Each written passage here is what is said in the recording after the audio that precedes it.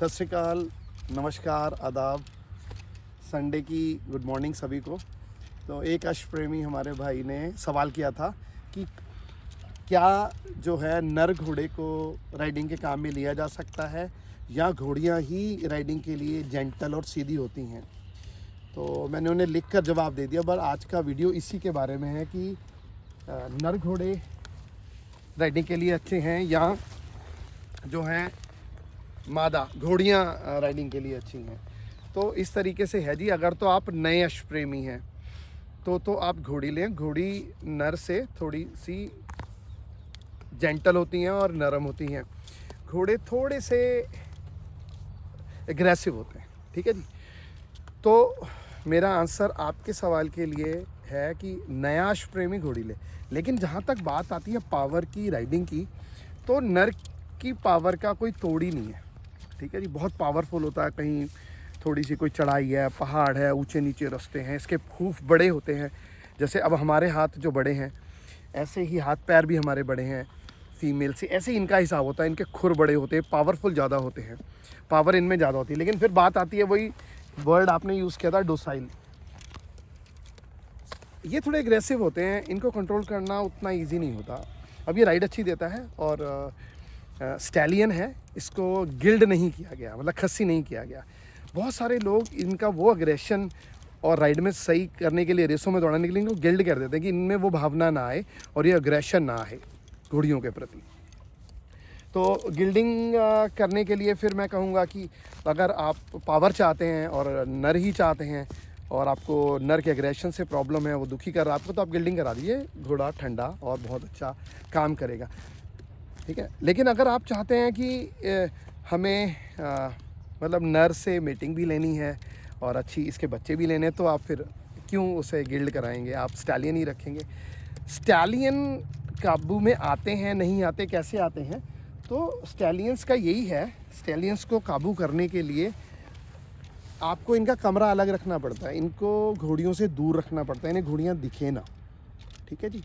और अगर मैं बात करूं जो बहुत 40-50 घोड़े रखते हैं हमारे नेंग सिंह, जितने भी दल हैं, तो उनमें टोटल नर होते हैं और एक भी घोड़ी नहीं होती, ताकि वो सारे मेहनत कर सकें, काम कर सकें, वो डाइवर्ट ना हो, अग्रेशन ना है, वो मेहनत करते हैं। गिल्ड नहीं होते, वो स्टैलियन ही रहते हैं, बट वो अपना स्वभाव उनका सही रहता है। अगर कोई उपद्रवी होगा तो उसको फिर गिल्ड भी कर दिया जाएगा। रेसिस के घोड़े काफ़ी गिल्ड होते हैं। अगर कहें स्टैलियन क्या सीधा और राइड नहीं दे सकता, तो आपके सामने स्टैलियन है, 4.5 साल का है, बचपना है अभी इसमें, अच्छी भली राइड दे रहा है और मान भी रहा है मेरा कहना। ठीक है। तो आपका सवाल यही था। हाँ, अभी मैंने इसका कोई पार्टनर नहीं चूज़ किया है, नहीं रखा है, बट मुझे पता है जिस दिन आएगा ये थोड़ा अग्रेशन में आएगा। लेकिन इसका उस अग्रेशन को रोकने के लिए थोड़ा पर्दे में रखा जाएगा, इसका रूम अलग होगा, इसे कम दिखाया जाएगा इसके पार्टनर को। तो ये मेरा सवाल है। बाकी नए राइडर्स जो हैं वो घोड़ी ही लें और गाभिन घोड़ी लें, जो कि बहुत ज़्यादा तेज़ नहीं चलेगी, नहीं एग्रेशन में रहेगी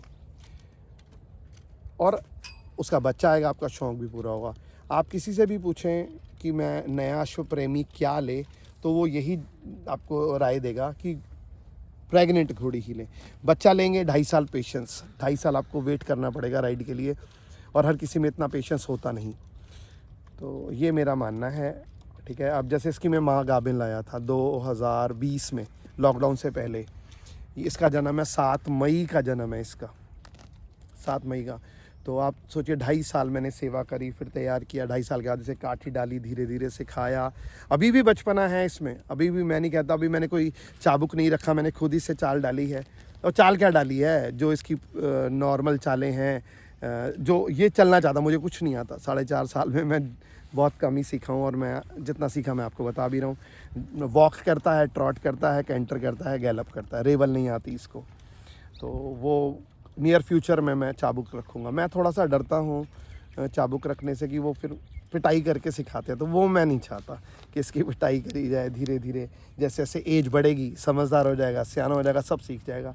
मैंने जहाँ तक सुना है कि चाबुक कानों पे बड़ा मारते हैं, बहुत ज़्यादा मार के सिखाते हैं। तो नहीं, मैं इस पक्ष में नहीं हूँ कि मार के सिखाया जाए।